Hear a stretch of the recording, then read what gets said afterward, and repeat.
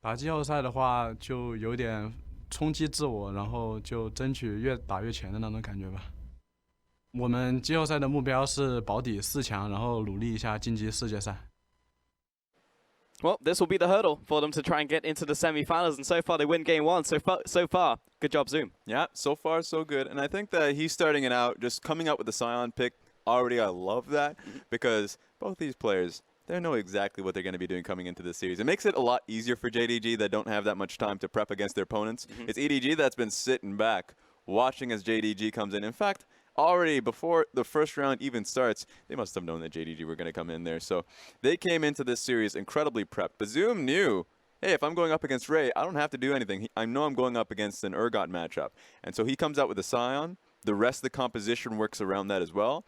I think if the level 1 didn't even happen, sure it would be a slower game, but I think comp from JDG would be able to overtake EDG. Yeah, I think the result would have been the same. Even if you look at it towards a microcosm, you look towards the top lane, even look towards the bottom lane, that wasn't even impacted. It still won going over to JD, and it just accelerated very quickly. And specifically the Baron dance around there as well with JD, I think was well executed, because so often you see teams who are not the top 4 just not really sure what to do. We sit in mid lane, we go for a bit of an Aram, we go to the jungle, should we set up vision, what should we do? But it was just clear-cut execution every time from JD. Yeah, we didn't see this JD in the spring split from them around Baron. It would be a little bit of a toss-up. In fact, that was the joke, is that they would throw away so many Baron opportunities to the enemy team that we just memed them every cast. So for them to come here and have such a clean play around red side jungle is actually a big problem for EDG. Because usually the well-experienced team in playoff time will just bank around coming back into the game either through a Baron steal or through just saying, hey, you know what, you actually are extending too far around and you don't have your team ready. We can make one pick happen.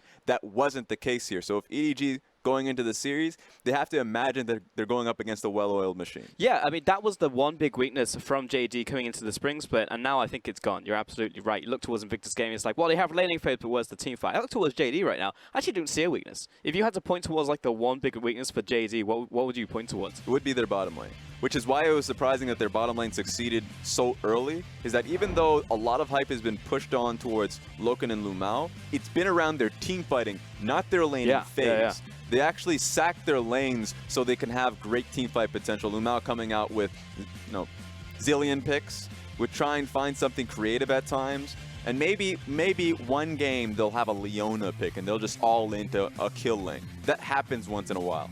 But more often than not, they play through mid lane first, and they'll play through Zoom because he's been a consistent performer. And they've been shockingly solid, which frees up Clid because he's the early game here for JD to go mid lane, to go top lane, to do whatever he wants in the jungle as well, so he can essentially get free reign over the first 15 minutes of the game, and it seems like the stars are just aligning for them. Yeah, and you know what? One thing that's really cool about the LPL is that for this patch, it took a long time to come out. So the rest of the world's been on live, just going to be playing around, diving into the patch a little bit. Clid must have practiced this quite a bit in Korean solo queue before coming in with the Graves Dark Harvest pick, because there are actually a few that can utilize it. Just this morning I was watching a Acadian stream, he was using the Nidalee pick, and in his opinion in solo queue, he was like, who actually beats me? So guess who's a Nidalee player? Clid is. Swift. Get out of here. He ain't even... We can have a conversation about Swift when he finds a playoff spot. That's fair. 1 point. But for now, Clid is the carry jungler in the playoffs. And so I want to see what he can come out with if they decide that his Graves was too much to handle. He can come out. He already played Rengar.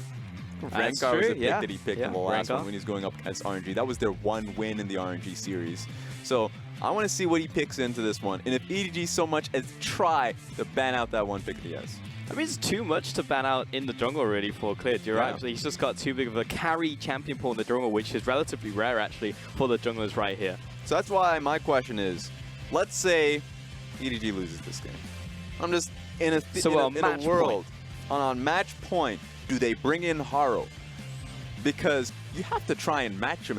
If you're trying as EDG to deal with them in a team fight carry situation, and then it's just not working, you have to hammer them in the early game. You have to deal with the early game pressure, and I wonder if that's the direction that they go.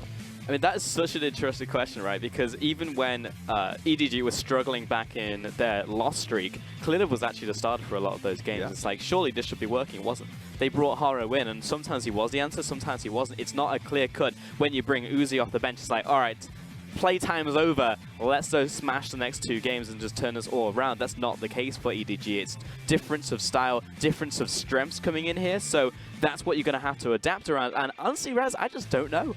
That's why they're bringing him back in, because they do know who they need to empower, and that is their solo laners. Empower your carries. That's the go-to for EDG going into this next pick and ban. Yep. And now we're getting into this next game between JD and Edward Gaming. Once again, JD find themselves on blue side, but Edward Gaming looking to upset the matchup and try to bring it back to an even 1-1. But wow, we are flying through these picks. Whoa! Holy, okay, Frost, there's a lot going on, just go. Okay, the first thing I'm going to grab is the Lovers duo is hitting the Rift. It's going to be Xayah and Rakan. And the reason why I grab it is because it's very clear cut that JD Gaming know what Edward Gaming's strong suits are. And Edward Gaming throw down the gauntlet back. They say, nah.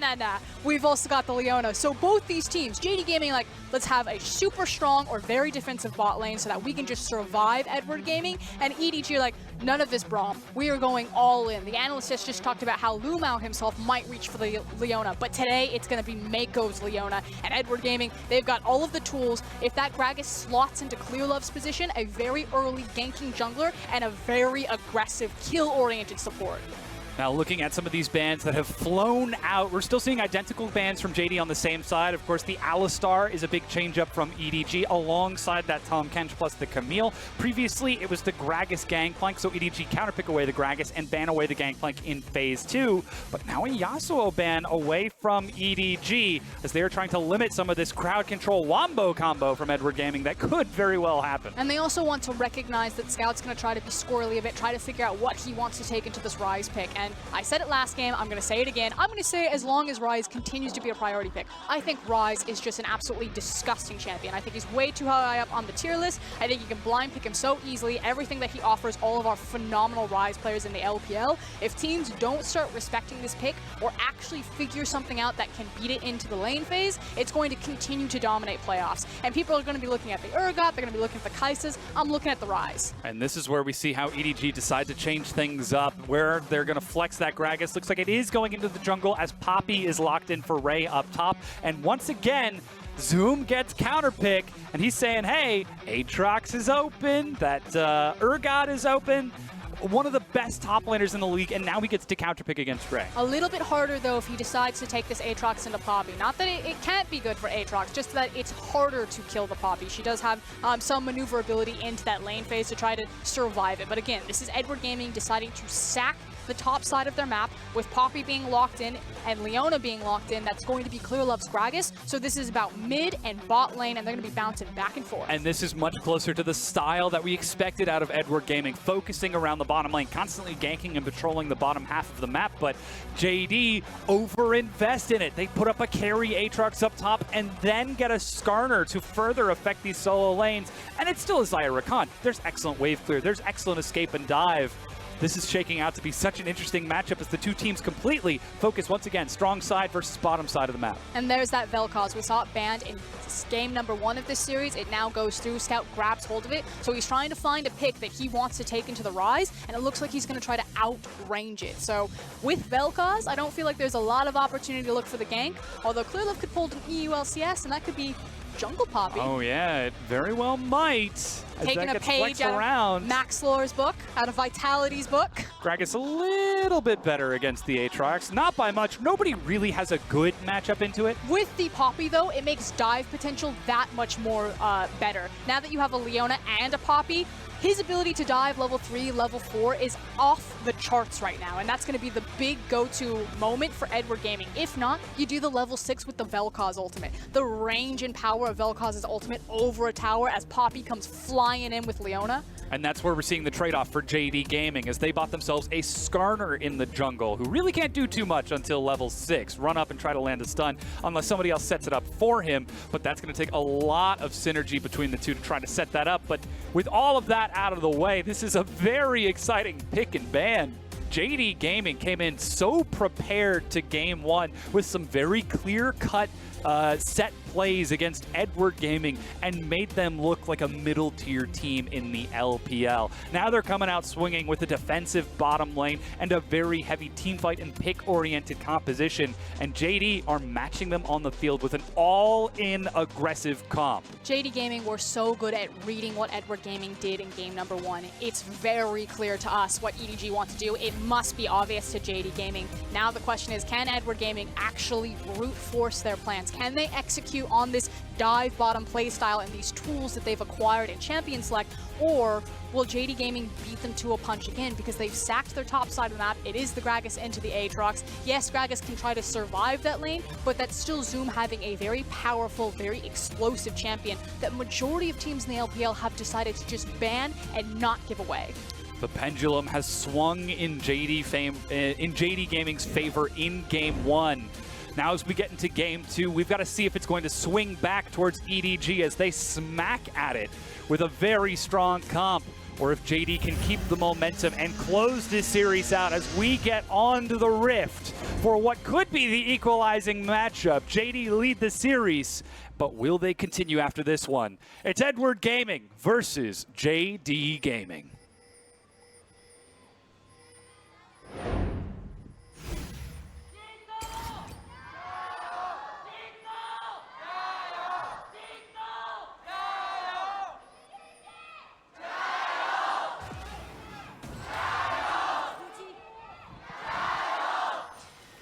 We had a bit of a switch, bit of some fast feet.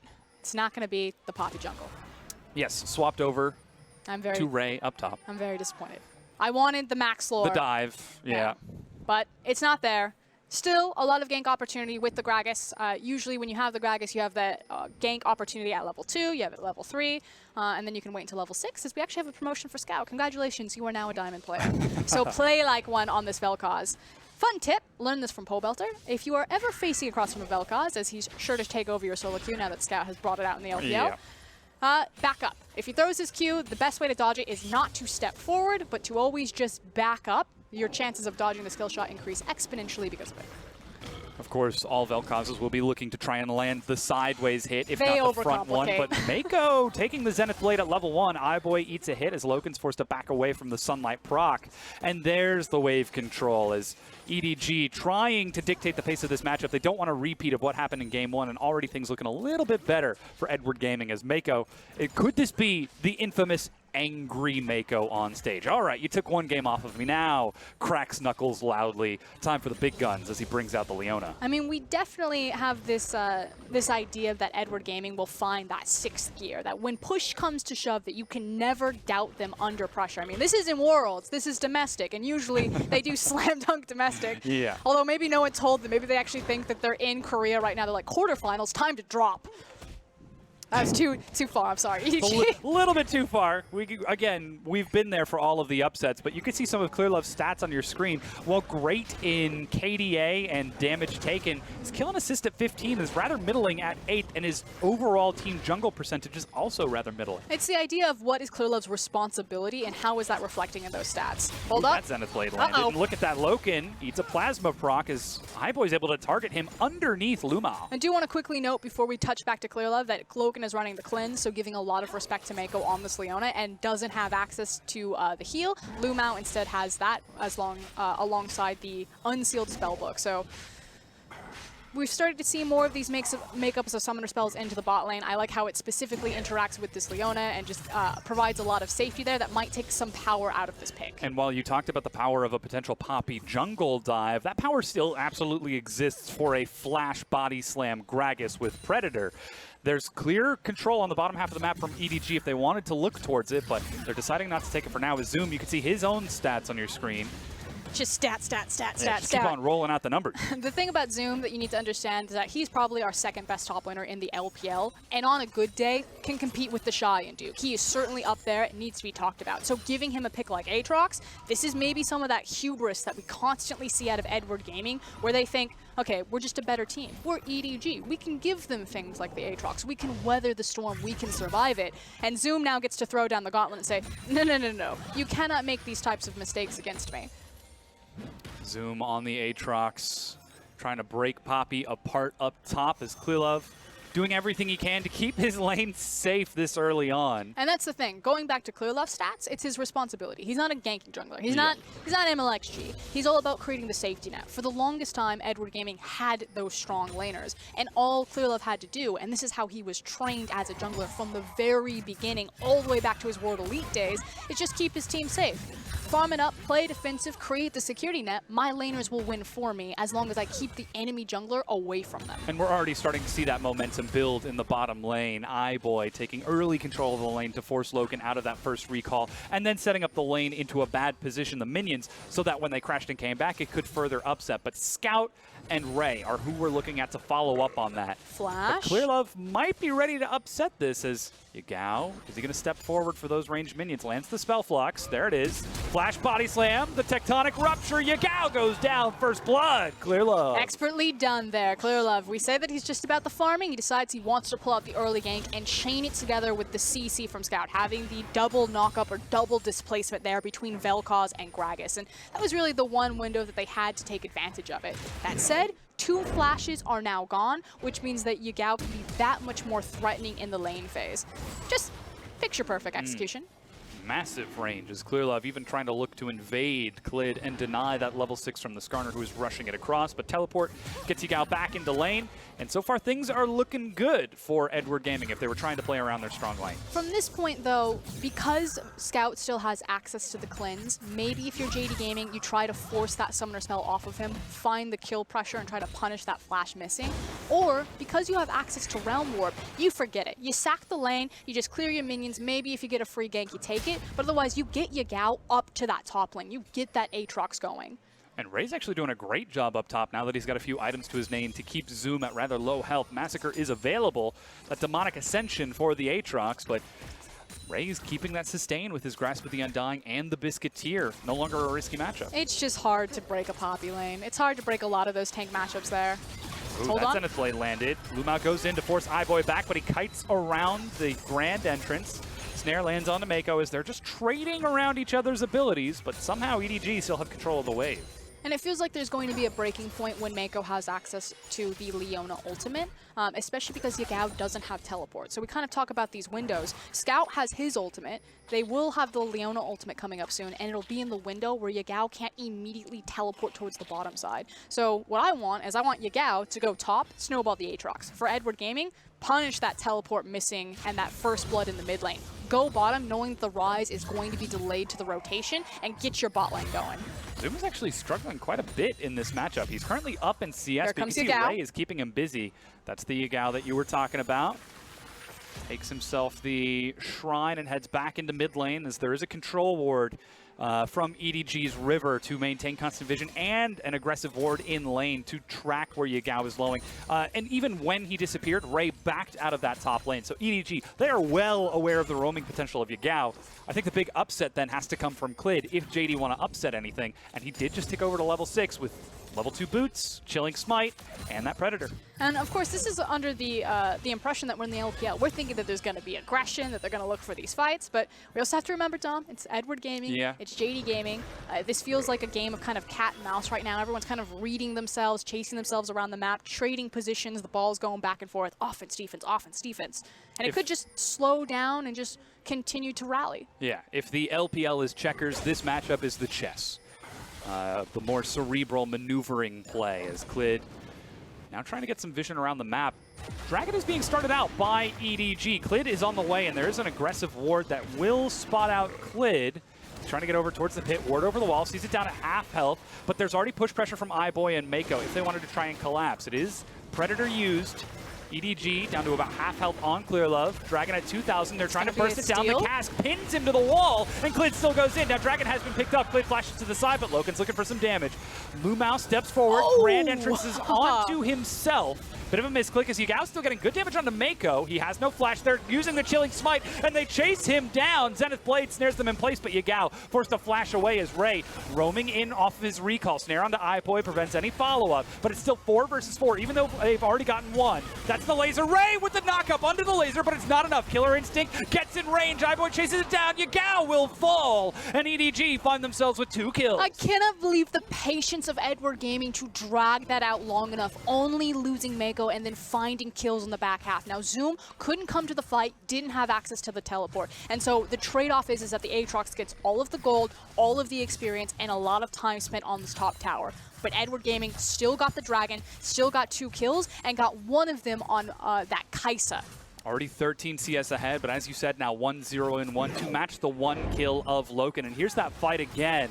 Once you see Ray come in. The cool thing here, they started it before the heal was used. I was going to say, the use of 2 heals to make sure that they were barely dodging skill shots was awesome on the front end of this fight. But then just the timing of EDG to play with the ebb and flow. If you listen to LPL comms, especially Edward Gaming, constantly you hear Mako say, slow it down, slow it down, slow it down, and then they engage. It's something that's so pivotal about LPL teams in their comms that they control the tempo of fights about when they want to turn on the aggression and go for the kill. And it was beautifully executed there. Waiting for that perfect moment to fight and engage. Exactly what we saw from JD in Game 1 and how they were trying to maneuver around the Baron and around Edward Gaming. But this time, EDG are able to slow things down. They've got a composition that makes it a bit easier with all of the CC and sudden burst damage on the Kai'Sa and Vel'Koz. And now look at that. 11 minutes into the game and Kai'Sa already has her first item completed. So big power spike for EDG. And the Haunting Guy's out of Scout. Wants that chase potential. Really wants to run people down, but look at that. Now we've got a lot of people rushing up top. This is actually a set play. We usually set out JD, rotating the Kai'Sa onto CC and chasing up on the plasma stacks, but instead it's EDG who set it up. Quickly touching back to Scout, I love the idea of how it works in tandem with Vel'Koz's kit because he is such a, I don't know if I want to use the word squiggly. Spooky, ghosty kind of character-y. But look at how safe Yagao is playing right now. He has no vision as to where that Vel'Koz is. He has no vision as to where Clear Love is. As he question mark pings even the bush. Even Mako was in there He's like, with the solar flare. 3 people. Lumao is up. That's the spooky ghosts. Remember, Yagao has no flash. They managed to land the slow. That glacial augment coming up huge. Yeah, and again, just imagine the spooky ghost that's slow and everything that Vel'Koz was able to just do right there. And then throw a Vel'Koz ultimate on top of it, and how quick or how much slower you're trying to exit all of that damage. Now that is awfully wacky. Mako scaring Lumao out of this lane as a delayed rotation from JD to match EDG, but Stormrazor's finished on both of the 80 carries, though iBoy up in CS with his own boots, and Mako going deep into enemy territory with the rest of EDG as they're looking for Clid. That's the flash, that's the CC. They find him and lock him down. He has no flash, he has no chance. And Edward Gaming have come alive in game number 2. It feels like the beast has been awoken. Game number 1, they just rolled over and died, but this is more of what we expected from the series as now. Yagao trying to get away from his turret finds Ray instead and eats a lot of pain. Now the mid-tier 1 is undefended. EDG could be looking for first brick. Oh, hold on. Rakan is actually looking for a flank here. Yagao's really low health, though. I don't think there's any follow-up here. As quick as he can. It's 4 members. Once again, the Haunting Guys finds Lumao, those spooky ghosts, and the mid-tier 1 is broken. Oh, no! I believe first brick went to Loken as EDG were pushing, and he gets the solo gold. Just scrapes it out from underneath Edward Gaming. So JD Gaming still showing that they're here to play, that they're not just grabbing table scraps, that they're trading objectives, constantly trading pressure on the map. And this is what we expected from this series. It's 2 of our most cerebral teams that we have in the LPL. They're always going to be looking to trade objectives. It's not just about beating the other team, it's about winning the game. They're not here to kill, they're here for the objectives. Again, it's all about destroying the nexus that closes out this series, as we all know. And currently, JD have got their eyes set on that. And EDG trying to do the same, but it's taking a little bit longer to really pull this apart. Zoom pushing up to the turret bottom.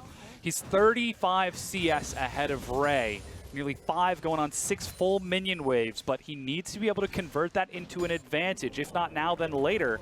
As Loken, whoop, catches iBoy window shopping, lands the snare. iBoy, what are you doing? Uses the killer instinct. There they go. They're chasing him down, but he flashes away. Teleport comes in. Solar flare. Loken takes to the skies. Void Seeker onto Lumao, but there's no killer instinct for iBoy. as JD just find a window. I feel like both AD carries getting a little bit feisty there. It's only game 2, boys. Calm down. But look at the attention that they pull. Teleport completed from Ray means Zoom can push onto the bottom tier 1, and they've still got the Xayah and Rakan to defend the top tier 1. And now what is the breaking point for the Aatrox, where Zoom can actually just completely take over one of these side lanes and start being a really devastating factor, making Edward Gaming choose or make hard choices around the map, because that's where EDG have broken in the past. JD Gaming about to break top. Now Zoom has teleport if he wants to follow up on this play, but the Impale is ready. Ray stalls it out, but he's taking a lot of time to go down. The Ninja Tabby, Yagao is even going to run him down on the far side. Double flash. Yagao looking to get the Rune Prism, but a ward over the wall, and Ray will not be stopped. Now they're trading time on the other side. Scout pushing up mid. iBoy shoving bottom. Finally, whoa! The Impale knockback. Glid chases it down. He's still alive, but finally dies. JD get themselves a kill, but EDG are pushing in 2 lanes to trade for it. I've never seen that interaction, and that was so cool. The Impale knockback. Incredible. But look at that. Now EDG, they're rotating towards the Dragon. They're making use of this time that Ray was able to waste. But it's about what are they going to trade, because JD Gaming, while Ray wasted so much time, JD just maneuvered all the way over to the mid lane. They are now blitzing the mid lane wave up, and since they see Scout make the rotation, they're like, that's fine. Take the Dragon. We're on the Rift Herald right now. Bottom tier 1 taken by iBoy in the meanwhile. Mid tier 1 still standing. You can see EDG playing defensive towards the bottom side to clear that wave out safely because they have no vision. And while EDG, they've got that Dragon, that's damage later. With the Rift Herald JD have got, that's damage now. And look at the item completion. Black Cleaver finished off for Zoom. Clid nearly finishing off his own jungle item. Storm Razors on that Xayah, and Yagao so close to his own first item completion. The biggest item difference, though, that I really want to put a highlight is actually between the supports. Mako decided to commit into the early mobility boots because he was going to spearhead Edward Gaming around this map. He was going to lead the charge and start snowballing them. Now he's going to be a defensive item down, as it looks like this game is breaking open into a very early mid game. So like, yeah, Ray. That was cool. Ray giving them the runaround, everything like that. Ultimately, these two teams, they've done a good job kind of dancing around each other, playing musical chairs, trading objectives here and there, but eventually they're going to clash. And the difference in the support itemization in terms of your vision that you're able to place or your defensive items and having a front line, especially on Rakan and Leona, who both want to go in, could be the make or break on a very pivotal team fight. And already you can see JD's practice well drilled into them as they're setting up vision around this top side of the map. It's still 3.5 minutes until that Baron, but they don't want to take any chances when it spawns because 16.5 minutes in, it is dead even. 200 gold separates the teams, even though EDG find themselves 1 turret ahead and 2 kills up. That Zoom is getting bigger and bigger, and with a rotation from JD, they're finally going to break down the bottom tier 1 and get themselves even in turrets and now slightly up in gold. And it's just the nice thing about JD Gaming's compositions. I feel like they never draft themselves into a hole. Again, they always have a win condition at every single point in the game that they can turn to, and usually have multiple ones. And now they have, again, that ability to play the side lanes. They have a Ryze and a really big Aatrox. And so if they decide that they don't want to take the 5v5s, which they can still 100% do because they have the Skarner, they have the Ryze, they have the Lovers duo, they can just play the side lanes. Edward Gaming do not have that same liberty. They have a very immobile Vel'Koz who's going to need the fights to be built around him, especially with the vision control. And they have a Poppy who's fallen very far behind, who can survive, but for how much longer? But take a look at Scout's build on that Vel'Koz. Not only is it taunting guys, but it's also the GLP. Super Soaker. Yeah, the spray hose.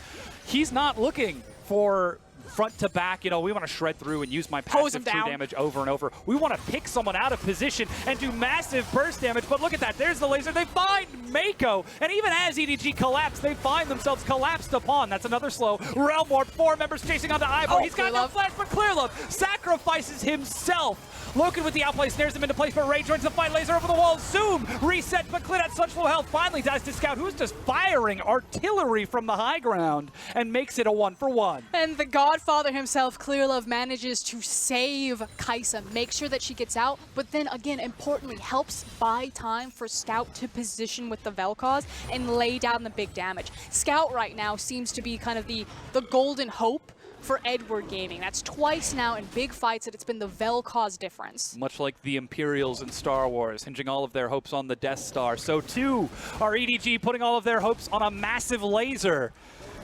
And already we've seen the damage that it can do as iBoy gets passed over. This red buff Edward Gaming, they've got themselves scaling, they've got themselves time, huge pick, huge CC, huge team fights, but Baron is up in 1 minute, and JD Gaming have found openings multiple times in this game. So the vision game is going to be so important. You can see it here with Mako. He just got a little bit overconfident, didn't really respect Lumao, especially on the Rakan. And again, he sacrificed his defensive stats for having those boots of mobility. He's going to pop like a balloon. That W is not going to do too much for you there. But here's the big play, a massive CC chain.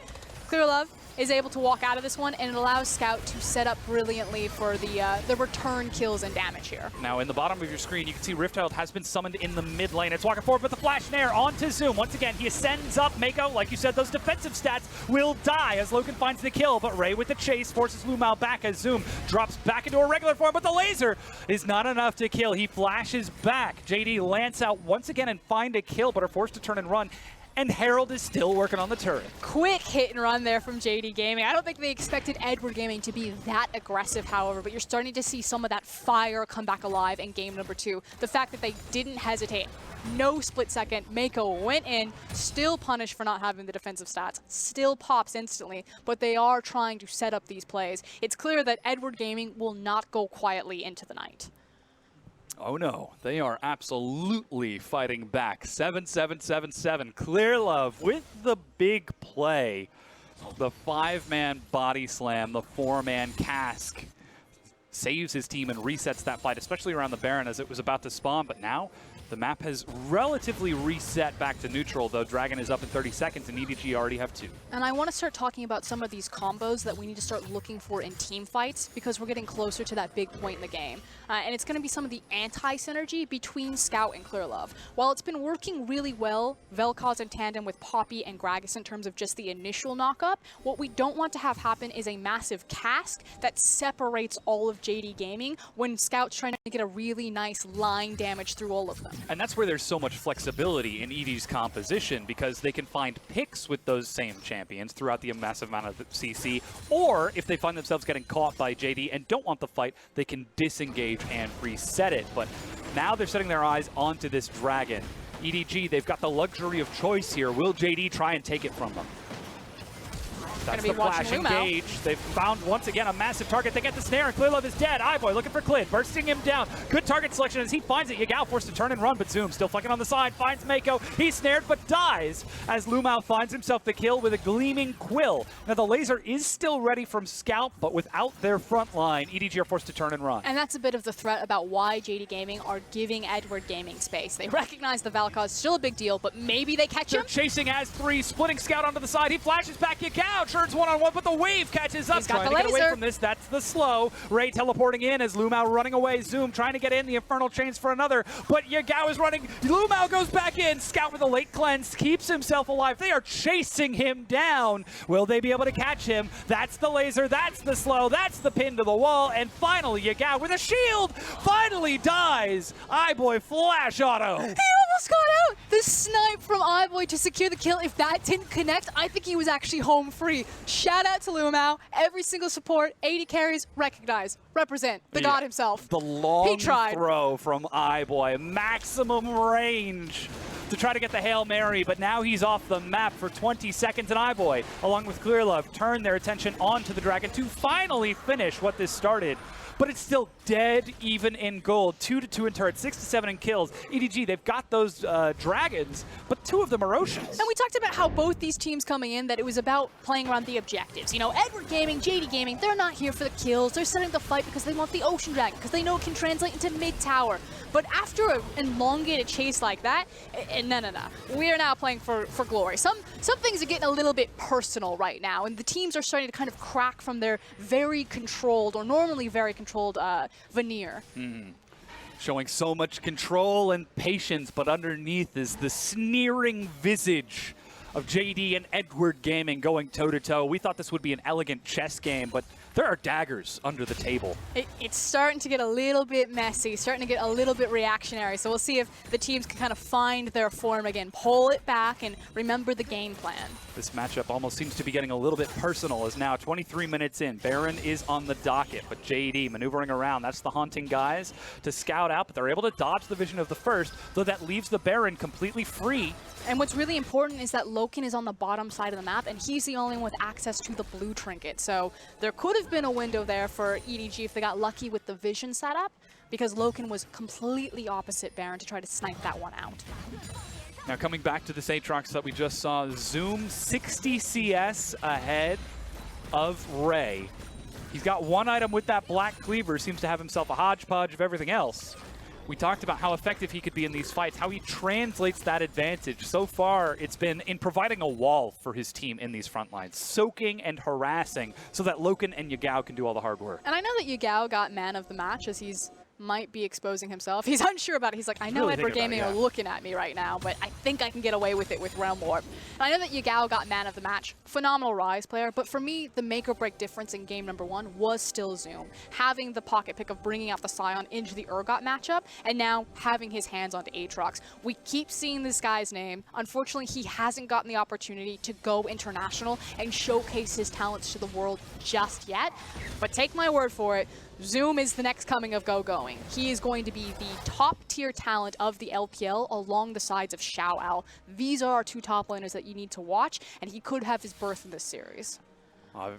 He's clearly looking for it in these fights, but just not finding the opportunities quite yet, as EDG are able to effectively maneuver around him in these team fights and keep him busy. Now, on your screen, you can see iBoy went for a QSS second before going for double dagger. Let's see if he pivots back towards AP once again or sticks it towards the crit style build, because Loken is at 3 items. He's even with iBoy. We said that this would be the big deciding factor of this matchup. You can't say even. You can't be like, that's an Infinity Edge. 2-0 and 3, 2-0, 3. Even CS, even CS. We did not expect Loken to go head-to-head against iBoy. But that is an Infinity Edge, dog. Yes. He is real big right now. And this very well could be JD saying, hey, what you thought was a weakness is actually a strength. Loken, absolutely massive. Now, Zoom is split pushing towards a tier 2, and EDG have set up around the Baron. There's plenty of flank vision from JD and deep teleport ward, but the pit itself is blind. Yeah. Big, hard decision to be made right now. They scout out the pit with the Realm Warp, check out where Zoom is like, just like what Dom was saying. There's the engagement. Catch Glid. Loken, he's split away from his support. They find the jungler, and he is dead. Zoom working on the tier 2. And that's the best call that Edward Gaming can make. They know that they have to turn off the Baron because they're put between a rock and a hard place. Zoom is still pushing. JDG just need to stall this. They've still got that Mountain Dragon. Scout over the wall is nice and safe. Yagao steps up. There's the Zoom. teleport ward. Mako doesn't quite have the solar flare. Knock up gets Loken out of the fight. They turn onto it. Baron picked up by EDG. Lumao will die to Scout's laser, but Yagao forced to flash away. iBoy's doing some damage. Loken finally gets back in, lands the snare. Loken still looking for more, but he's split. He's got nowhere to carry for him. Finally takes Scout out as he goes, but Zoom is cleaning the fight up. Forces Clear Love to get out of this. How many Barons can they get out? Ray on the far side. Yagao is still trying to get into this. He's barely got any health, but he's still looking for a minion wave. Ray will keep him busy, and Zoom unable to chase it down. 2 members dead, but the Baron picked up by EDG. Oh, okay. So Edward Gaming, the fact that they turned off the Baron the initial time and made the pick, that was the huge opportunity for them. It forced the teleport to come out from Zoom. Not quite sure if I 100% agree with JD Gaming's call to decide to look for the engagement there. Maybe they could have staved off Edward Gaming in the pit, given them the Baron, but delayed the empowered recalls enough for Aatrox to have made a difference. Unfortunately, I'd have to go back and check the creep wave. Maybe it was a scenario where he didn't have the minions behind him, he couldn't push the tower fast enough, and decided to come. But they make the call, they pull in Zoom, Edward Gaming holds strong, Scout, brilliant positioning, was behind the pit with multiple control wards to cover him, came for the flank, and had the massive Vel'Koz zone so that Clearlove could secure the smite. No one wanted to walk through the Vel'Koz damage to try to contest that. And that was a huge cleanup attempt. You can see the damage Loken and Zoom were able to do, very easily keeping pace with Scout and iBoy. But now the Baron is up for 2 minutes. Edward Gaming have got teleport on Ray, and you can see the fans are starting to turn their attention as they vote further and further for EDG. And for me, the most important Baron that they were able to get out of that situation was Ray's Baron, because he has been left alone on an island to deal with this Aatrox, and now with the Baron buff behind him, it makes it that much easier for him to stand across from Zoom and hold his feet, as well as having access towards that teleport, so he can still contribute to these 5v5s. And there's no hesitation right now to try and match him. Zoom is already split pushing. Remember, he has no teleport. teleport. He has no empowered recall. EDG see him on the other side of the map, and JD are forced to back away at a numbers disadvantage. Could he be trying to trade inhibs here? But what Ray's doing is he's saying, I have the empowered recall, so if this does get serious, I can actually just return, unless EDG want to try to end the game possibly here. That's the inhib traded at about the same time, but as 5, they're breaking down the inhibitor turret. There are 4 minions. Make that 5 if you include the cannon. They're staying around. Logan's They're trying to going clear for the it end. out. That's the recall being started. EDG pushing forwards. If they win here, they even up the series, but they back away as the recall is completed for Zoom. Such an intense game of chicken here from Edward Gaming and JD, and the Baron was the big difference maker. Ray having the confidence that he had access to the empowered recall, so if it got really serious, he could quickly get back. They're looking for Zoom, Quickly just trying to get bait back. him out of position. The minion wave is still working on the turret for JD. It's going to take a long time, and JD are stalling these recalls. They've actually managed to find Clearlove on the side. He's dead. Loken finds the kill. Ray, he's stunned down, but the laser across the wall. JD split perpendicular. Ray gets pulled together, and Edward Gaming lose 2, and still the inhibitor is going down. And immediately the pings come out. Yagao does have access into the teleport. That means that there's only 1 empowered recall from Edward Gaming. It was Mako who gets back first. 30 seconds on the clock, and the inhibitor falls. JD Gaming are able to trade it back and turn back onto the Mountain Dragon, finally getting themselves on the board.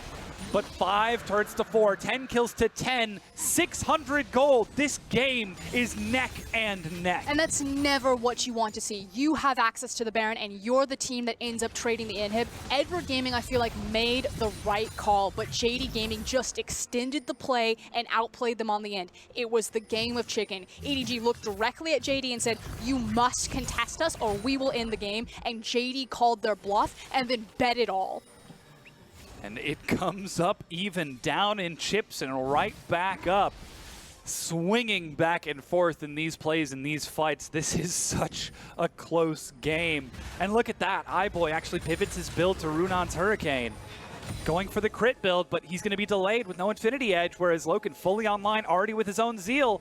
Still, even in gold between those AD carries, the only big difference is in the top lane where Zoom has an advantage in Scout, about 800 gold ahead of Yagao. And that's now two games in a row in this series where iBoy hasn't been able to really find his stride and find his itemization pocket. You know, this isn't the iBoy that we're used to seeing really pop up in these fights. He just doesn't have the power yet. And then maybe now you look at the Kaisa pick and maybe it's starting to bite Edward Gaming in the ass. Now JD are actually trying to control the map. They're able to trade their mid-tier 2 of EDG for their own top tier 1. The wave pushes in and stalls out, but Zoom pushing that bottom wave all the way in means that JD can back up and set up vision around the Baron. There's still no timer for it yet, but JD so disciplined in this, in their trades, are making sure there's no chance. And this discipline is going to have to now extend to both teams' vision game. On one side, JD Gaming, you have Rakan. If you have complete control over Fog of War, the ability to find long-range engagements, so potent on this champion, especially when your target is someone like a Vel'Koz, who is still rather immobile. On the other side, it's the Vel'Koz. If you can get Scout into a position where he is just loading up the Death Star and firing the cannon, Edward Gaming can sweep these fights in tandem with Gragas and Kaisa. I mean, look at the build differences between Scout, iBoy, and Yagao and Loken. Double QSS, double stopwatch from Edward Gaming's mid and bottom because they know it's so important to survive and put out sustained damage. JD, they're putting all their chips the other way. It's all offensive items except for the all about QSS the and Banshees. If they can get the kill before EDG can respond, it doesn't matter how many defensive items you've got. And Aatrox is still a massive problem, and Edward Gaming are unable to solve it. So far, most of these fights have just been Zoom on the back half. No one can touch him. EDG kind of grab what they can and then run for the hills as Aatrox is chasing them off the base.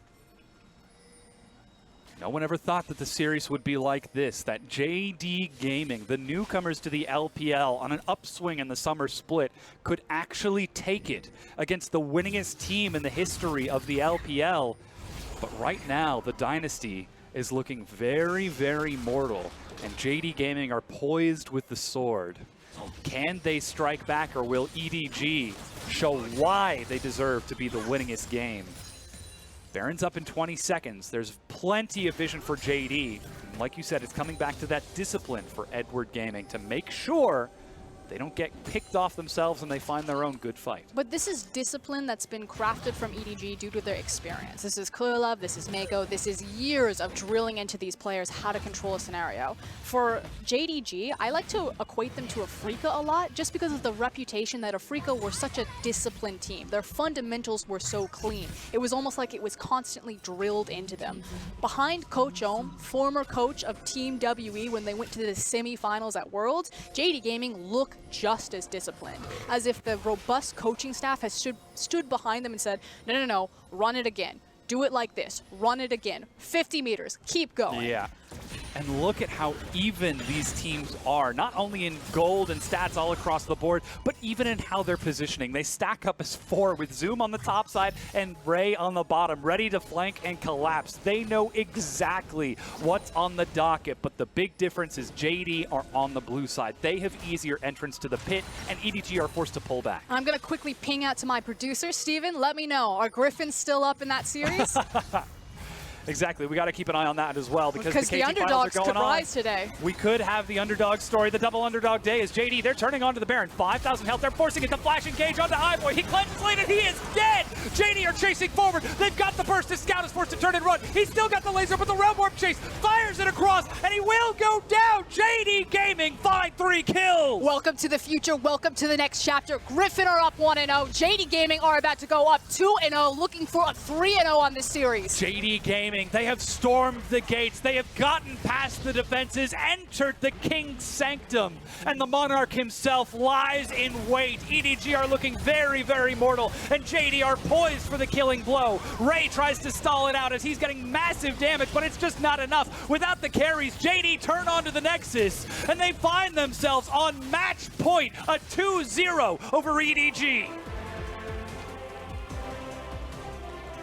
And Yagao looks on top of the world right now. He still needs to find that final hurdle over Edward Gaming, the playoff buff, but a very different story between these two players. Yagao erupts from his seat, smiling. He can smell it, he can taste it. And Scout looks to his team, where the hell are you? I'm doing my job.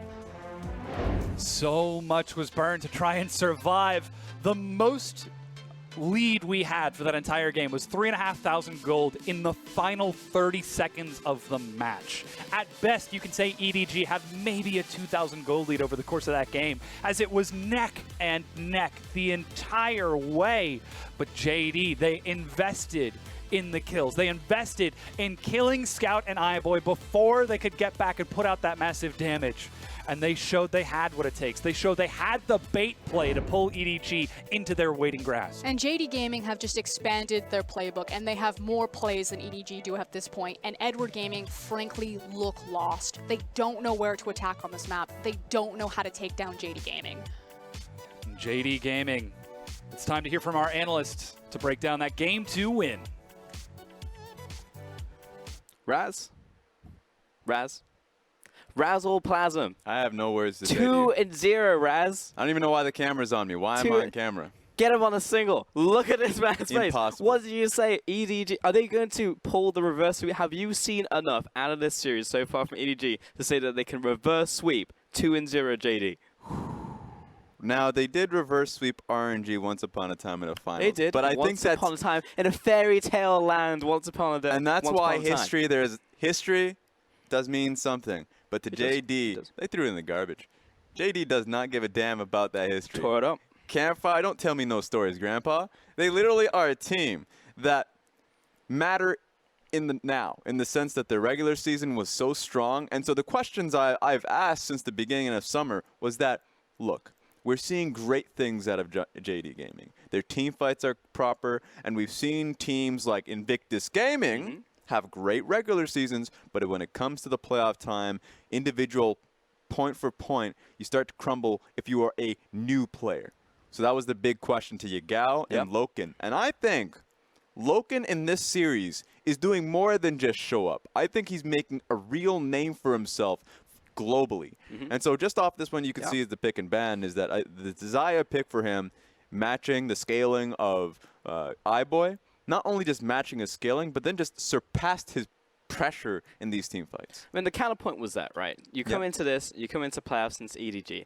It's EDG. They're going to have a playoff buff. They're going to play up. They're going to look like an entirely different team in the best of 5. That's what we expect as a viewer. That's what we expect as a fan to see. Look down, don't I? That's not what we saw. We looked pound for pound in their talent. I agreed with you. I was like, bottom lane, 100% is going to go over to EDG. You look at the mid lane, that's the contention right there. Which way is it going to go? I actually liked what I saw from Scout coming in here. I love the Vel'Koz build. I think it's fantastic. Slow him down, line him up, solves a lot of the issues that Vel'Koz has, and he did a lot of work in that team as well, in those team fights as well. I actually think that EDG set up well around this strategy, but it wasn't enough when it came around the macro objectives and playing out the map. It was discipline, as they said out on cast from JD. Yeah, because remember what the composition EDG was trying to make happen. As you had mentioned, we've seen a lot of Vel'Koz comps where it's play around the dragons or these larger maps, neutral objectives, pull them towards you, and then that's where you really strike. That's where the fights matter. Now, this is where a lot of the advantages EDG were really getting for themselves and what you could see their strengths.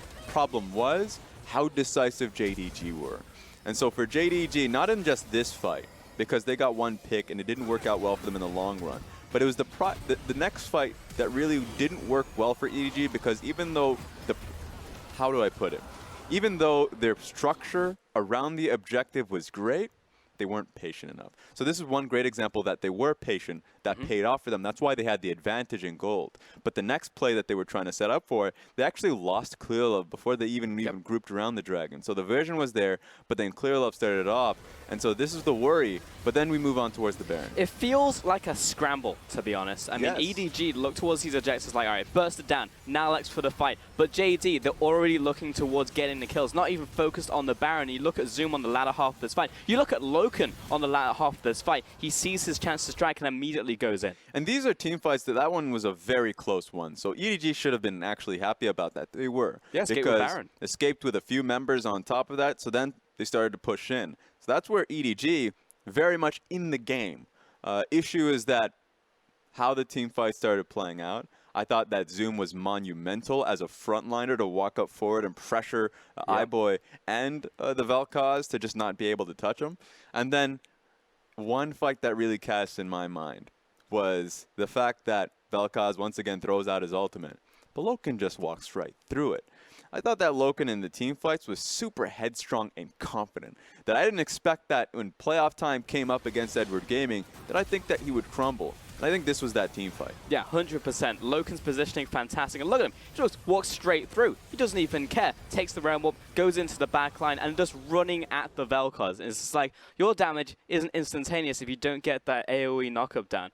I'm just going to walk straight through. If you haven't researched me, I'm literally going to walk at your face. And this is what EDG has really struggled with, not in just the regular season, but actually internationally or in spring finals, is just outright team fights. When they go up against a team fighting squad, a team that's just known as that, they start to crumble because great individuals in the laning phase, they can get the objectives, but they oftentimes really just secure. They say, we lose this objective, or at least we lose footing here, we'll lose the team fight. And I think that's what happened this game. It's not just about the AD carry, though. It's also about his support as well. I know had a lot of good plays coming out from Lumao. He'll take our man of the match here. I specifically remember in the river when he was trying his hardest to keep his Rise alive. He tried so hard, he ended up dying. But I respect you, Lumao. He'll take the MVP. Now when you have Kled, Yagao, Loken, and Zoom, it's tough to get an MVP. 4 MVPs throughout the split, but you got to get that one. Lumao has been a very strong support in the league. Really, pincering the top 5, which I love to see. And picking out the Rakan, it's how they were able to start the fights and really come back into the game. So I think it was a good job from them. Now, we've seen two sides from JD Gaming now. We've seen them when they're just dominant, when they're ahead. We've also seen them when we're in a pretty even game, even when EDG pick up a Baron, and we had to see them come back after that Baron. They've done both right now. So are we looking at a straight sweep right here? Is this going to be a 3-0 from JD Raz? EDG cannot lose the next series. They can't go into the next series without having to try Haro. Haro, I expect to be coming in. Otherwise, that's lights out for EDG. Imagine a world we're saying sub Clearlove out, put Haro in. Everything comes down to this on match point. We're going to take a short break. When we get back, we'll see if JD can make it that clean sweep. 相信这支年轻气盛的京东，相信过程。